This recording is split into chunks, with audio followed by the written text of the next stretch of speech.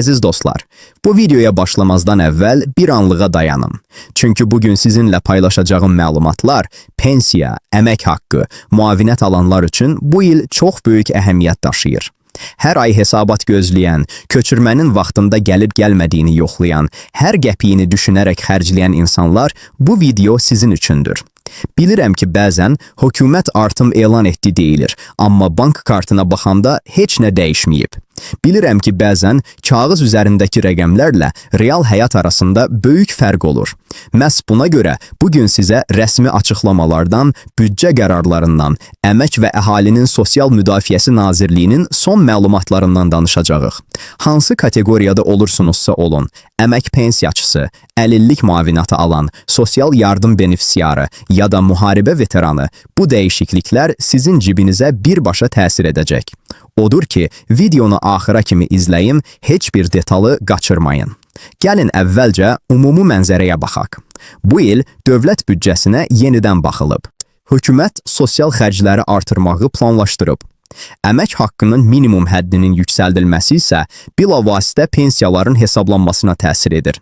Çünki Azərbaycanda pensiya məbləği qismən minimum əmək haqqına bağlıdır. Minimum əmək haqqı artarsa, pensiya bazası da dəyişir.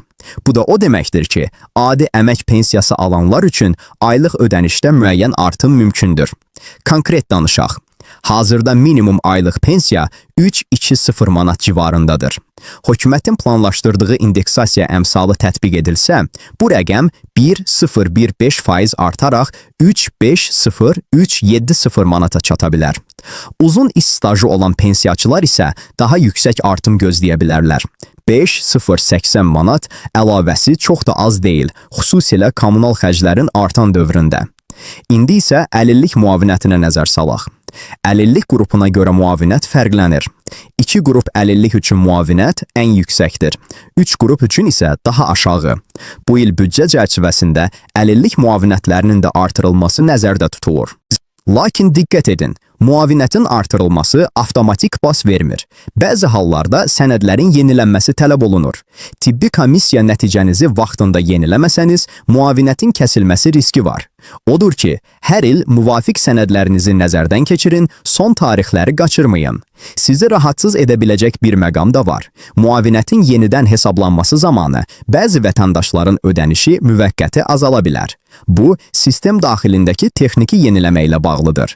Narahat olmayın, 1-2 ay içində düzəliş edilir. Amma əgər 3 aydan artıq gecikmə varsa, mütləq Dövlət Sosial Müdafiə Fonduna müraciət edin. Veteran müavinətləri barədə isə xüsusi danışmaq lazımdır.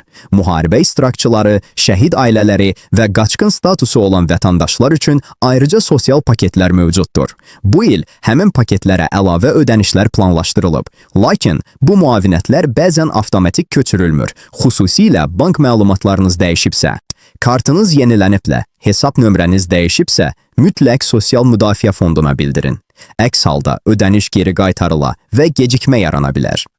Gizli sosial dəstək proqramları da var ki, çoxumuz onlardan xəbərsizik.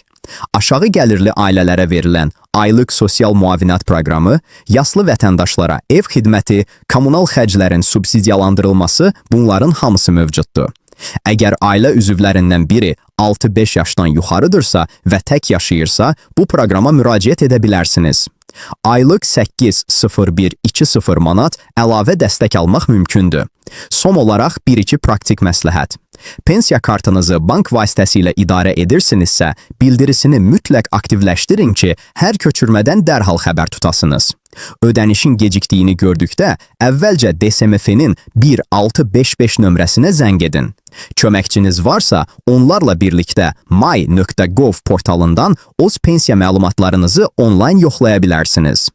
Əziz dostlar, dövlət sizin haqqınızı verir, amma o haqqdan tam yararlana bilmək üçün məlumatlı olmaq lazımdır. Bu video sizə lazım gəldiysə, dostlarınızla paylaşın, onlar da bilsin. Növbəti videoda görüşənədək, sağlıqla qalın, pensiyalarınız bol olsun.